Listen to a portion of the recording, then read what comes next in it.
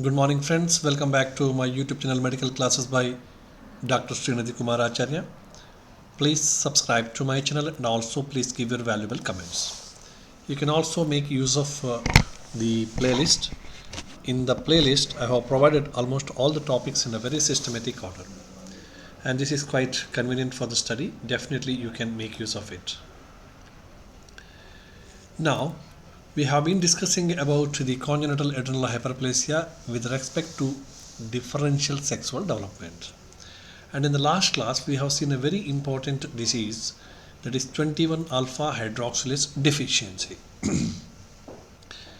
And today we will see one more important enzymatic problem that is called as 11 beta hydroxylase deficiency. 11 beta hydroxylase deficiency. Now, if you see, 11 beta hydroxylase deficiency is the second most common cause of congenital adrenal hyperplasia, about 5 to 8%. In this 11, that is, if you look into this particular chart, now we have been talking about 11 beta hydroxylase deficiency. Where is 11 beta hydroxylase? See here, number 1, 11, where deoxycortisone. So we are talking about aldosterone pathway. Deoxycorticosterone is converted into its next stage by means of corticosterone. Okay, so corticosterone will be converted into aldosterone. Now conversion of this deoxycortisone into corticosterone is by means of an enzyme called as 11 beta hydroxylase.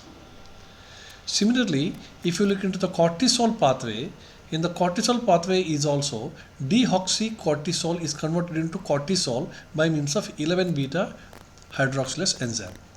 Now deficiency of these enzymes in these two pathways leads to the absence of the last end product. That means in this pathway, although the things has been taken place up to this extent, deoxycorticosterone, finally aldosterone is not formed.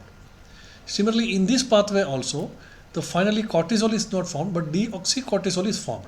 Okay, so now what happens? So aldosterone and androgen both are increased, so there will be hypertension increased and testosterone is also increased, and there will be virilization and facial hairs. Now, what I mean to say is, here actually aldosterone is not formed, but just a precursor of that is formed, deoxycorticosterone. Now, deoxycorticosterone which is formed, actually it will act as a weak aldosterone. It will act as a weak aldosterone. And here also, the cortisol is not formed, but deoxycortisol is also already formed, isn't it? So this deoxycortisol will also act as a weak cortisol, not as efficient as the real cortisol, but it is able to do some of the functions. Similarly, here also deoxycorticosterone is formed, although it is 100% not performing all the functions of aldosterone. It acts as a weak aldosterone, and there will not be much salt wasting. There is no much salt wasting. So this background we will now try to see. There will be aldosterone and androgen both are increased, so there will be hypertension is there. But in this case, if aldosterone is not formed, what do you mean to say? Aldosterone is not formed, the sodium will not be retained, and as a result, there will be the salt wasting will be there. Salt wasting will be there. Because of the salt wasting, water is also get wasted. Hypotension will be there. But here, hypotension will not be seen, but rather than hypertension will be seen. And this hypertension is not actually because of aldosterone related problems. That is because of the fluid retention that we will see later. Similarly, there will be increased deoxycorticosterone and increased deoxycortisol. Biologically, actually, these are not much active. Okay, biologically these are not much active, but it will not cause much problem related to deficiency of the cortisol in general. Okay, now in this case, the hypertension will be there. That hypertension, as I told, aldosterone related problem, hypertension is there, but it is not because of the aldosterone. Okay, because deoxycorticosterone, which is formed instead of aldosterone, the cycle has blocked in the deoxycorticosterone itself, isn't it? So actually this deoxycorticosterone is a very weak mineralocorticoid. It's a very weak mineralocorticoid. So there will be fluid retention, because of which there will be fluid retention and also hypertension. and there is also decreased renin secretion. And these are all the causes. Why? Because there is hypertension in this particular 11 beta case. Okay, as far as cortisol is concerned, okay, the cortisol is very weak, cortisol is formed, but it will not cause much problem. But if you go back here, see, this is also blocked, this is also blocked. Now all the precursors which are present in the blood, so they are now get diverted into the, what you say, another pathway. They get diverted into the androgen pathway. So excess, again there will be excess of androgen formed. Okay, deoxycortisol is blocked, what, not converted to next stage. Deoxycorticosterone is also not converted to backstage, next stage. So there will be stagnation of these particular precursors, and this will now get converted into the androgen pathways. So as a result, there will be excess production of the androgens as usual, and especially testosterone. Now coming back, so aldosterone is increased and 7 and other decreases, so that cortisol and androgen. Okay, what actually happens in this case is 17 alpha. A person is unable to produce the cortisol and the and 1 minute. Okay. So we are discussing about 11 beta hydroxylase deficiency, isn't it? Yes. So we will first complete this 11 beta. So meanwhile, there is no formation of the cortisol also. No, just precursor of this, that is 11 glucocortisol increases in the blood, and it has got the cortisol-like effect. So there will be no symptoms of cortical deficiency. This is what I am telling. Although cortisol is not formed, this particular what is it, 11 beta hydroxylase, which is formed, so that will have a cortisol-like effect. So that therefore it will be get compensated. Okay. So, but as there is a blockage in the normal pathway, the extra precursors which are formed, so they will be diverted into androgenic pathway, and this leads to the overproduction of the androgens, and this leads to virilization of the female, and it leads to ambiguous genitalia. There is no much problem for the males, because in the males it will be identified at the puberty only, but in case of female there will be excess virilization because excess testosterone are formed, or androgens are formed. Okay, so this is actually a problem related to 11 beta hydroxylase deficiency. One more enzyme problem which is there, that is 17 alpha hydroxylase deficiency. 17 alpha hydroxylase deficiency.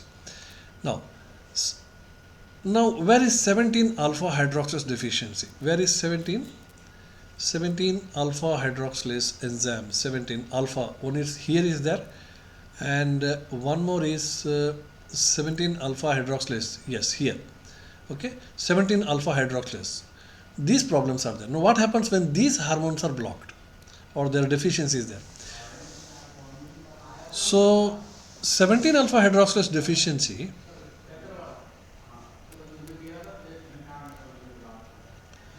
person is unable to produce the cortisol and the androgen, so male child will have the female genitals. Female child will not have any problem, hypertension may be there, but increased aldosterone is there, therefore there may be hypertension and salt retention and also hypokalemia. See, if you look here, this particular enzyme is absent, okay? 17 alpha is absent. So I mean to say, the 17 alpha, if it is absent, pregnenolone is not got converted into the 17 hydroxypregnenolone, and progesterone is not get converted into hydroxyprogesterone. Okay, so when this is not converted into this next stage, parallel stage, so here there will be less production of the cortisol, and here there will be less production of the androgens. Okay, but this pathway is absolutely fine. This pathway, vertical pathway, is absolutely fine related to aldosterone. So maximum things are get converted into aldosterone only, and more aldosterone is formed. There will be more and more aldosterone, so salt retention will be more, and as a result hypertension will be more. Cortisol is less, androgen is less, but aldosterone is more because of this 17 alpha deficiency problem. I hope you understood. So now aldosterone is increased, and all the others are decreased. Cortisol decreased, androgen is also decreased. Okay, so what is the clinical significance here? Person is unable to produce the cortisol and also the androgen. So male child, suppose child is male and is not able to produce the androgen, and now he will have the female genitals because there is no testosterone. So he will have the Mullerian duct proliferation, and he will have male genitals. He will have female genitals. So the child will be presented as ambiguous genitalia at the time of the birth. Although child is male, so he looks like a female.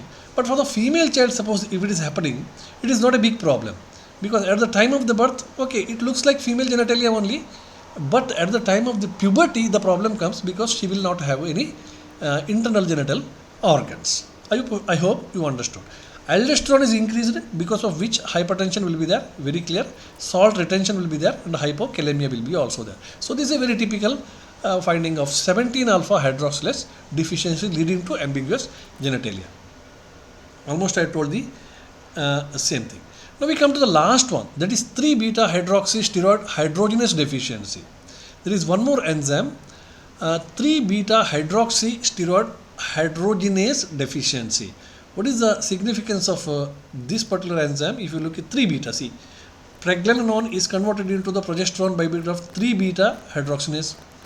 17 hydroxypregnenolone is converted into next stage by means of 3 beta. And here also DHEA is also converted into the androstenedione by means of 3 beta. That means this is a very common enzyme in all the 3 pathways. So absence of this enzyme leads to problem in all the 3 pathways. So all the end products of these 3 pathways are not formed. There is no formation of the testosterone, there is no formation of the cortisol, there is no formation of even aldosterone. So there will be no aldosterone, and what are the symptoms will have? So salt wasting will be there, hyperkalemic conditions will be there, salt wasting type of dehydration will be there, hyperkalemia will be there.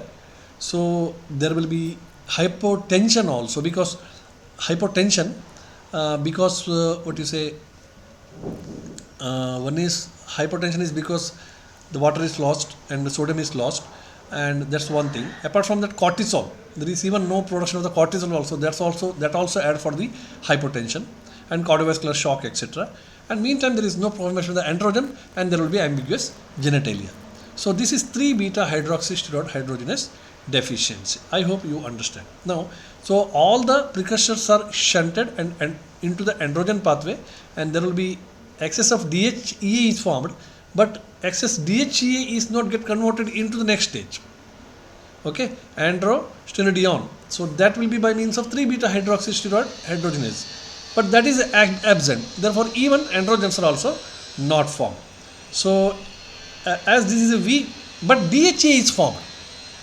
Okay, if you look at DHEA is formed, see here, this is pregnenolone is not converted into next stage, and hydroxypregnenolone is not converted to next stage. Okay, so all these two are converted now directed towards the androgen pathway. Androgen pathway DHEA is formed, but DHEA has to be get converted into androstenedione by means of 3 beta, but this is absent. So DHEA is formed, but there is no formation of the testosterone. But this DHEA is actually a weak, DHEA is a weak androgen. It's a very weak androgen, not a potent androgen, weak androgen. So as this is a weak androgen, there is no ambiguous genitalia. Although all the 3 are absent, there is no ambiguous genitalia in female with slight symptoms like hirsutism, acne, etc. But in male, we have underdeveloped genitalia like hypospadiasis, epispadiasis, bifid scrotum, or cryptorchidism, it's undescended testes, and also incomplete virilization. This problem will be there in the male, but the female there is no much problem, but slight symptoms like hirsutism, etc. will be there. So this is 3 beta hydroxysteroid. Now how to remember? In a very simple thing, see 21 hydroxylase deficiency, 11 hydroxylase deficiency, 17 hydroxylase deficiency. Okay, so just you can remember, wherever there is 1, that means it is increased. Wherever there is 2 or 7, that means decreased. I mean 21 hydroxylase. Okay, this is hypertension, aldosterone pathway. This is androgen, stenedione pathway. That means hypertension means androgen and cortisol both. Okay, this is androgen pathway.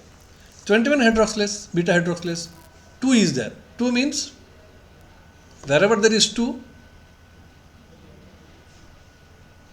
wherever there is 2 and 7, it is decreased. Okay, so 21 hydroxylase, 2 and 1 is there. So 2 is there, that means should be decreased. Hypertension is decreased and androgen testosterone is increased. 2 is there, that is decreased. Then next comes 1. So 1 comes here, so 1 is increased. Similarly 1 11 hydroxy. Okay, hypertension, that is aldosterone is also increased. 1 means increased. Here also 1, that is also increased. 17, 1 means increased. Hypertension is a 17 hydroxy deficiency. 1 is hypertension is increased and 7 means decreased. So androgen is decreased. This is one of the simplest method of remembering this hypertension, androgen deficiency, etc. So this is all about congenital adrenal plasia and different enzyme deficiency. In the next class we will see the next part. Thank you very much.